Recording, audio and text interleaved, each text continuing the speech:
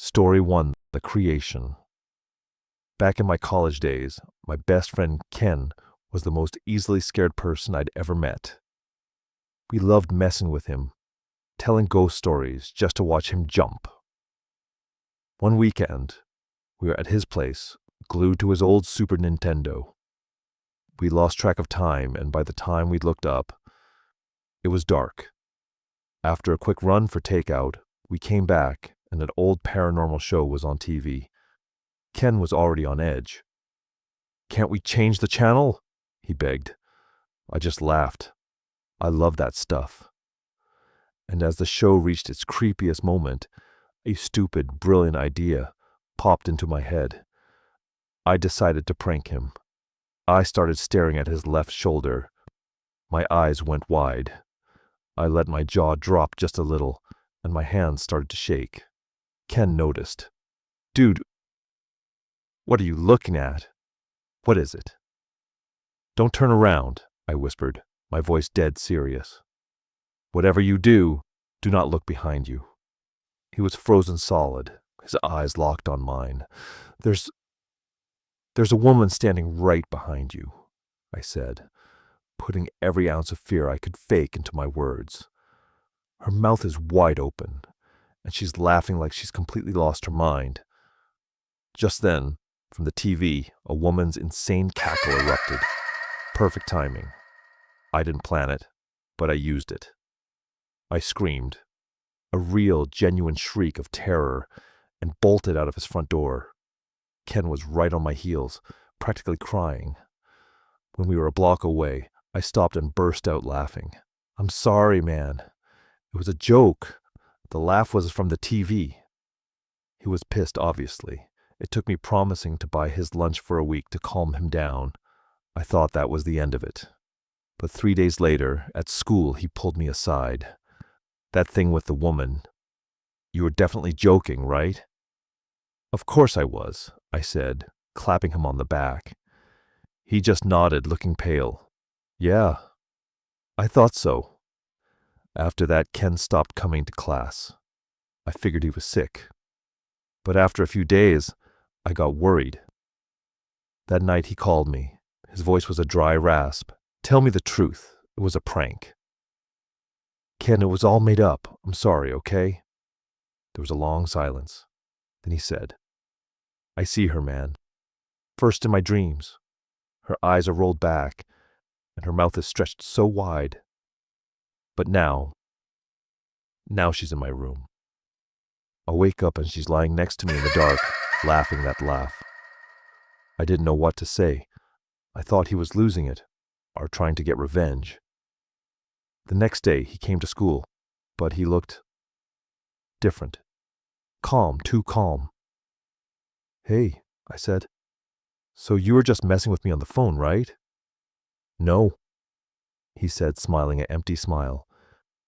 "It was all true, but I figured it out. I told her to stop bothering me. I told her to go find her creator." He turned and walked into class, leaving me frozen on the spot. That night, I pushed it out of my mind. I got home late from a party and collapsed into bed. I was just drifting off when I heard a weird sound outside my window. A cooing, guttural noise. I looked out into the dark park across the street and saw a figure, swaying, moving in a way that wasn't right. I slammed the window shut, and that's when I heard it. A woman's laugh right outside the glass. The same laugh from the TV. My blood ran cold. But a spark of anger flared. This was Ken's doing. I whipped around and yanked the window open, ready to yell at nothing. There was no one there.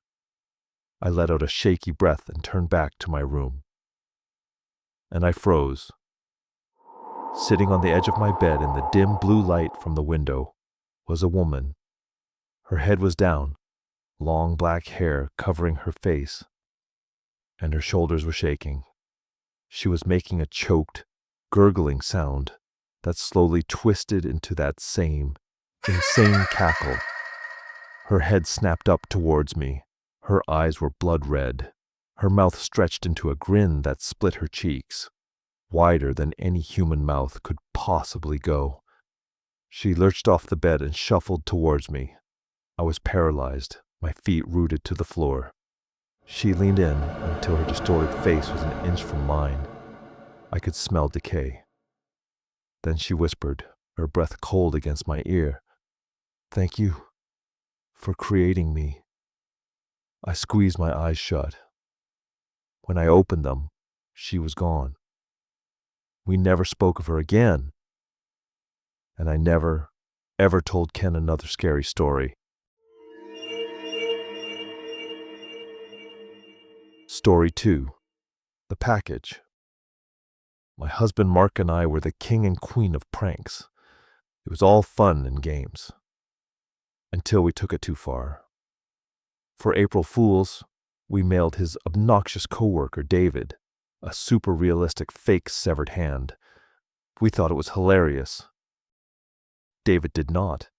He swore he'd get us back. We just laughed. It started 3 months later. A small, soggy package wrapped in greasy paper was in our mailbox. No address. When I picked it up, it squelched. A dark liquid seeped through the paper. In the kitchen, the smell hit me, metallic and rotten. Inside was a lump of dark, red, rubbery flesh. A pig's heart, we thought. "Wow, David's committed," Mark said, still amused. A for effort, F for originality. We called the police, who took it away with a shrug. That night, I woke up paralyzed. The rotten smell filled the room. A grotesque pig's head pushed through the wall, its eyes milky white. A man's voice, dripping with mockery, slithered from its mouth. "My gift. Did you like it? It's just a pig. Or is it? The game's just starting." I told Mark it was David. We laughed it off, but it was uneasy laughter. The next day, Mark never came home. They found him in the hospital parking lot. He'd fallen. The police said it was a tragic accident, but I got a text from an unknown number. "Prank's over, you lose." I moved in with my parents, a shell of myself. I thought it was over. A week ago, I opened their mailbox. Another greasy package. My dad opened it. A rotting pig's head. The police called later. The DNA results were back on the first package. The pig's heart wasn't a pig. It was human. David didn't just want to scare us. He wanted to destroy us. And his prank worked perfectly. Story 3.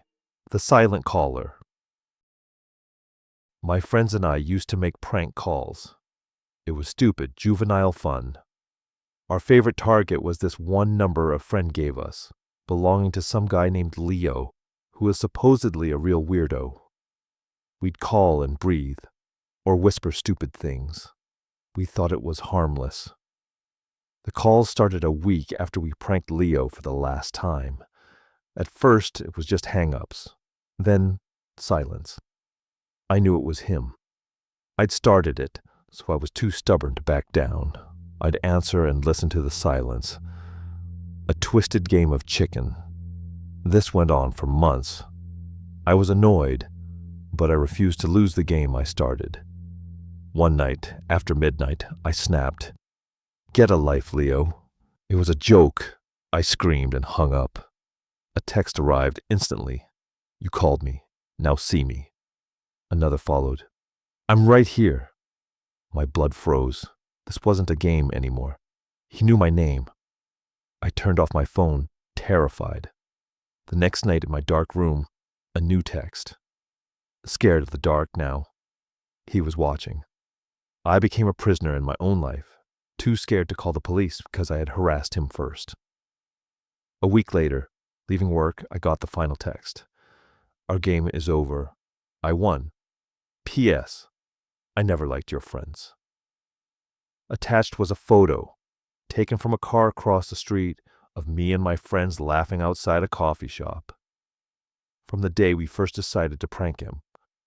We had pranked a predator, and he had been studying us ever since. So, What do you do when a joke stops being funny? When the line between a prank and a curse completely vanishes? In the first story, a simple, cruel lie became a living nightmare. A creature born from a laugh that eventually came looking for its creator. In the second, a childish gag unleashed a revenge so calculated and so vile that it ended a life and revealed a monster hiding in plain sight.